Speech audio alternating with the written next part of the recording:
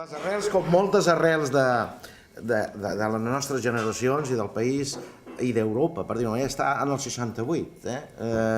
El 68, 69, 70, arrel del maig i sobretot de la situació de la dictadura aquí, ens coneixem tota una sèrie de gent al carrer Sant Pere Més Alt. I en allà baixem uns nois de Cirera que ja feien poesia, pintura, exposicions al barri. Allà hi havia, des dels ja que eren coneguts en aquella època, els Rovira Bruts, el Coi, el Thiago, el Pepe que s'incorporava, el Pepe Novelles, ens coneixem. Poc després, cap a l'any 70, ens coneixem amb el Joan Font, la gent de Premià, per dir-ho d'una manera, que era Joan Font, el Valerià Pujol i el Salva Soler, no sé si me'n deixo cap.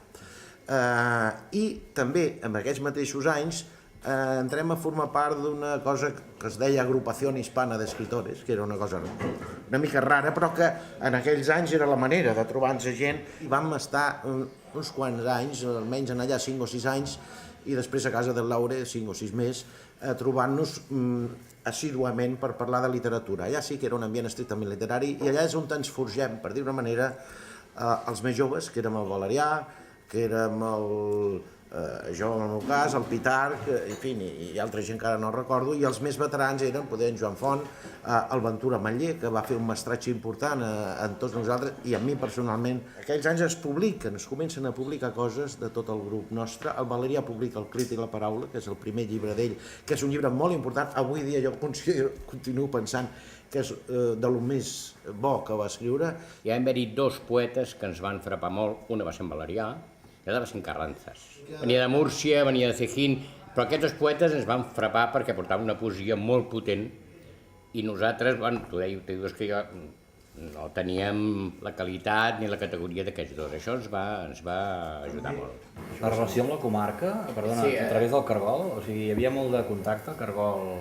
Bueno, penso que tota aquesta moguda va sortir llavors a Premià de Dalt, va haver-hi els certàmens d'Arts i Lletres, el Premi Marià Manent, el Premi Freia, a partir de Valerià Pujol, en Salvador Soler i jo vam fer el grup aquest de Tricefàlia, a partir del llibre de Tricefàlia, que va prorrogar amb Ventura Matller, i en Costa Albareda va fer la contraportada. Vosaltres ho vau viure, aquesta idea de Maresme? És a dir, el fet que estàveu a Mataró, però interactuàveu amb gent de Premià o de Pineda... No érem conscients. Ho fèiem, si venia la Teresa d'Arenys, o estàvem a Premià, o si no n'érem...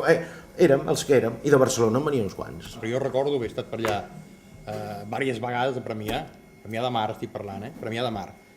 Com va començar a incorporar-se perquè teníem amistats ja en altres àmbits fins que trobàvem, mira, vine, no sé què, fes això, què et sembla?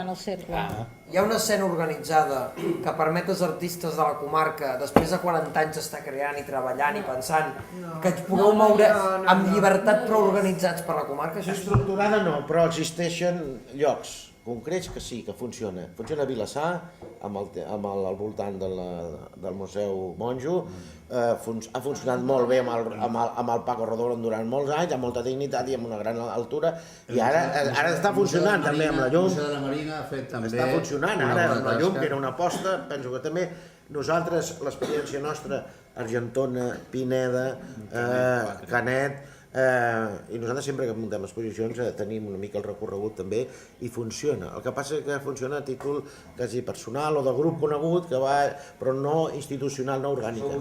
El problema que hay es una gran ignorancia por parte de la gente que dirige la cultura, no solo en Mataró, sino en todas partes, porque ellos consideran que hay unas cosas muy importantes como ser abrir museos, abrir centros de cultura, monumentos en las plazas. Bueno, ¿por qué? Porque son grandes y son costosos, tienen un gran presupuesto y todo eso.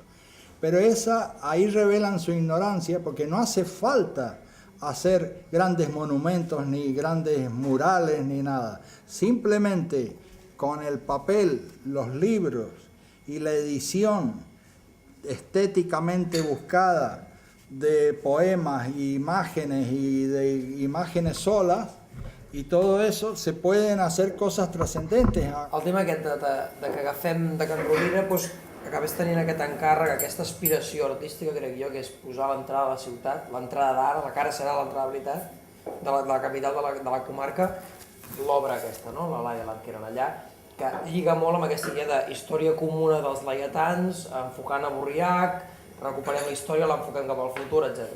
Vosaltres com esteu treballant a les vostres obres? Com hi és present la simbologia maresma? Un mataroní el que fa és, des de Mataró, que és molt estrany això, vist des d'allò que no soc mataroní, vist des de mi, el que fa és projectar un missatge a Maresme, no? Vull dir... Ell estava entusiasmat pels colors i per la història del Maresme antic, les produccions de vins, les produccions de cereals i la història del Borriac. Això a ell li encantava, no? I era un home molt cult, tenia un bon coneixement i una bona relació amb els historiadors de Mataró. Aleshores, hi havia dues vessants, una era aquesta i l'altra era que ell era un gran dissenyador, el millor dissenyador que ha tingut la ciutat. Ell va voler fer un homenatge a la ciutat, i un homenatge que ell era conscient que era bastant darrer. Estem parlant d'aquest Mataró que almenys aspira, entre cometes, si voleu, a ser un referent artístic de la comarca, Fundació Bassat, Nau Gaudí, tots aquests referents que ens venen. No? Aspira a ser-ho, però aquí és un grup d'artistes i artistes que no són principiants, i aquí és l'hora encara que algú ens ha de dir que es farà un museu a Mataró, un museu Bassat. Ningú, ha sigut una decisió exclusiva i única de l'alcalde, de ningú més, i no ha parlat amb ningú. És a dir, nosaltres encara estem esperant saber si al museu Bassat anirà algun pintor de Mataró.